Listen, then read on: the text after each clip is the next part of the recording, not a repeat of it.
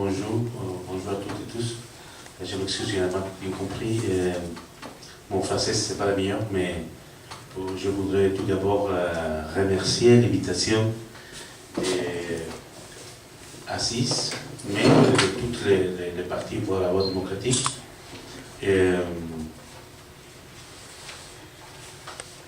Pour moi, c'est un honneur d'être ici, avec vous, pour partager quelques expériences de la Bolivie, mais surtout dans cette occasion de hommage à cette militante Chabri,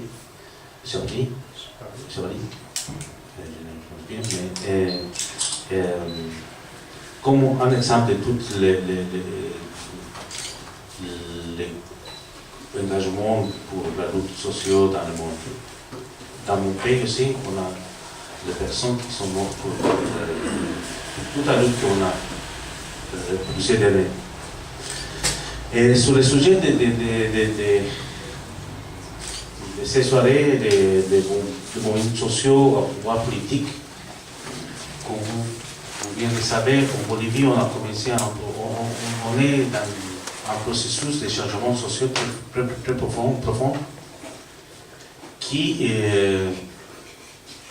est dirigé par les partis masse, que ce n'est pas vraiment un parti politique, ça c'est une caractéristique que je vais parler après, mais aussi dans le leadership de notre présidente Evo Morales, qui représente tous les secteurs indigènes, tous les peuples indigènes de la Bolivie, mais aussi de toute l'Amérique du Sud.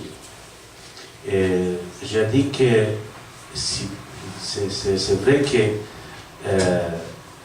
le gouvernement, c'est le gouvernement de la masse. Masse, c'est les lettres des mouvements au socialisme. Mais les masses, ce n'est pas un parti politique.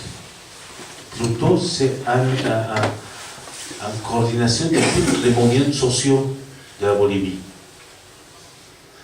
Parce que si je pourrais raconter notre histoire, notre expérience, entre nous, entre compagnons, militants, je peux dire que dans le processus actuel bolivien, je pense que dans les débuts, toutes les parties de la gauche, ils sont dans un autre processus, dans un autre chemin. Ce n'est pas avec ce n'est pas avec les partis de gauche qu'on a fait cette révolution démocratique et culturelle qu'on appelle.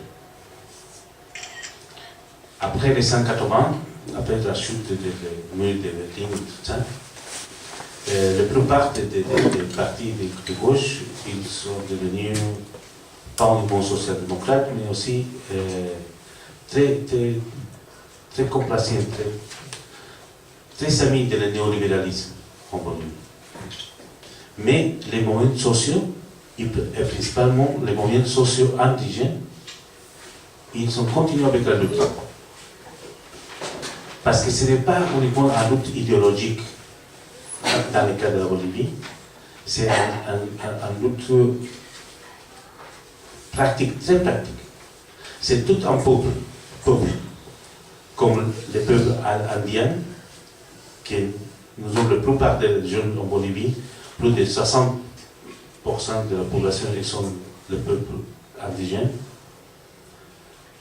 Ils sont presque invisibles pour l'État. L'État était tous les jours presque la propriété d'un petit groupe de jeunes, on peut dire blanches, européennes, comme vous voulez. Donc, on a commencé ce processus avec tous les mouvements sociaux boliviens, et principalement les mouvements indigènes. Parce que je trouve qu'il y a une caractéristique de pourquoi c'est nécessaire les partis politiques pour faire la révolution. Et quand Marx il parle sur les partis politiques, et il parle de la nécessité de l'organisation, il parle principalement pour la unité, pour la force, mais aussi pour la construction de le nouveau État dans les partis. C'est-à-dire la construction de la nouvelle société dans les partis. Et ce qu'on a dans notre mouvement social en Bolivie, parce que dans les mouvements sociaux indigènes, on a la pratique de toute l'organisation, que ce n'est pas l'organisation moderne, capitaliste de la société. C'est l'organisation de la communauté. Donc ça c'est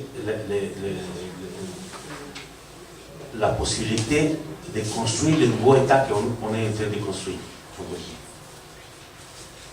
Je m'excuse pour le français, mais on peut continuer dans le débat. Okay? Mais ça c'est le processus en Bolivie. On a changé beaucoup. Et dans les premières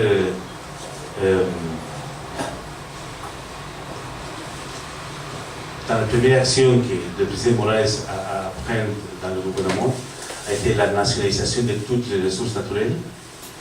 On a nationalisé toutes les ressources du secteur pétrolier. Donc maintenant on a l'argent. Dans le gouvernement néolibéral, toutes les entreprises, les grandes corporations pétrolières en Bolivie, même Total, l'entreprise française, ils sont là, mais ils prennent 92% de tous les revenus. Et pour l'État bolivien, c'est uniquement les 18%. Maintenant, on a fait la nationalisation, pas expropriatoire, parce qu'on a fait les nouveaux contrats. Et pour l'État bolivien, c'est les 92%. Et pour les entreprises, les corporations, ils prennent 18%. Et ça, même avec ce nouveau contrat, il reste là, parce qu'il a beaucoup de ressources, il a beaucoup d'argent, donc il reste. Mais pour nous, ça a été la grande différence. Parce que dans les dernières 6 années du gouvernement d'Evo Morales, on a passé 20% de toute la protection. Et on a donné beaucoup de l'argent, on a fait la redistribution de la société avec les petites enfants dans l'école, avec les femmes, avec aussi les personnes âgées, parce qu'on a la retraite universelle maintenant. Et plusieurs politiques, mais ils sont tous pour la redistribution. Bien sûr que aussi on a trouvé beaucoup de résistance, pas uniquement des secteurs privilégiés de la Bolivie, mais aussi de toutes les agents de l'impérialisme de toute l'ambassade américaine. Donc on a expulsé l'ambassadeur des États-Unis, en 2009. On a expulsé toutes les ONG, mais toutes les organisations de coopération dites des États-Unis, USAID, NAS, DEA, tout ça, on a expulsé toute cette organisation.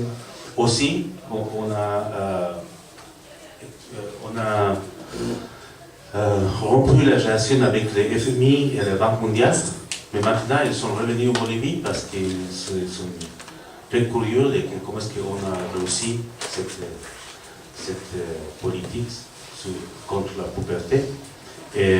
Mais donc on a fait beaucoup de choses dans ces cadres de l'identité, de la projection, de l'idée d'un nouveau modèle sociétal comme on a dans le peuple indigène. Merci.